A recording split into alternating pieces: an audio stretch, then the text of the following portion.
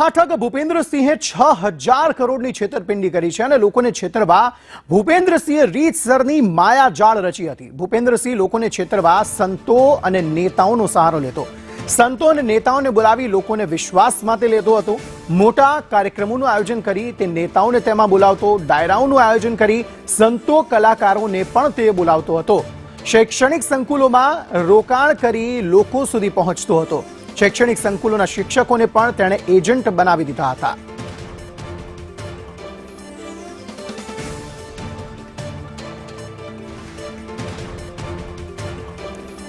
તો આખી modus operandi આ મહાઠગ ભૂપેન્દ્રસિંહ ઝાલાની હવે ધીરે ધીરે કરીને સ્પષ્ટ થઈ રહી છે, સામે આવી રહી છે।